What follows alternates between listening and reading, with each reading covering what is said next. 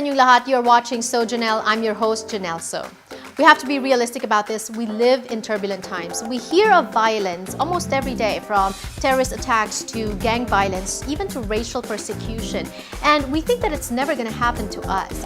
But here's a true story of a Filipino couple living in San Diego, California, whose son was gunned down and killed at a party. Here's a so true story of the Pugal parents. Tell us about your son. He showed his family, his friends, his unconditional love. And for him, family is very important. You had 20 years with AJ. What happened? When we talk about AJ, the emotion, it's deep. The pain is there. We cannot bring it back, but we have to do something, from our negative experience to positive. In 2010, AJ was gunned down at a party. Yes, it's the worst nightmare of a parent. How did you hear about it? We were watching a movie, me and my husband. I love to watch movies at home, and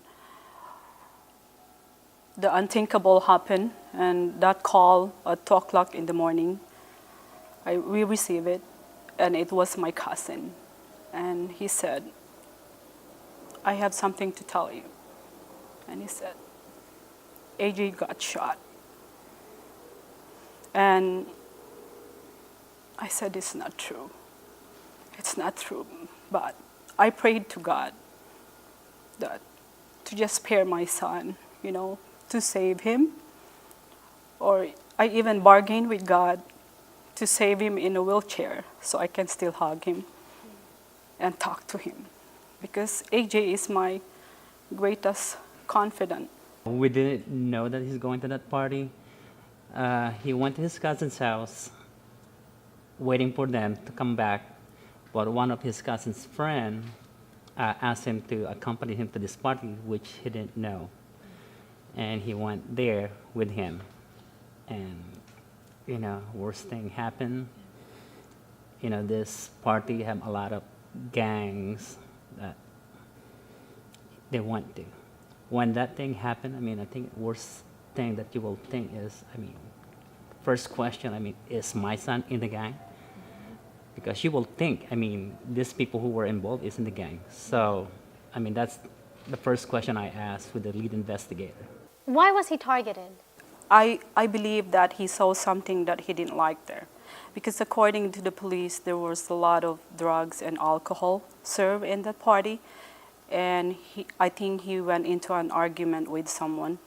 But he was shot 7 houses away from the party. So he left. He left that party because he didn't like what he saw. The gunman and his accomplice were both taken in by the police, and eventually they pled guilty. Yes. And they were sentenced to years in prison. Was that enough? Do you think that justice had been served? As a mom, I don't think justice has been served because this is life sentence to us. Yes. Because losing a son, losing your own child and burying them, it's just there, and pain will be there as long as I live. Have you forgiven? It's yes and no. I'm trying to be true to myself.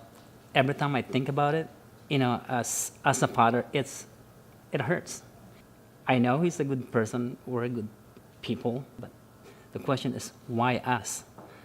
I always think twice. Did they deserve?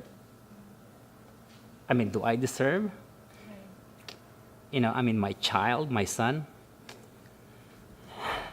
It's a hard decision. And that's just the first part of our two-part series on this so true story of violence. But you know, when something bad happens to you, it's always an opportunity to create something good.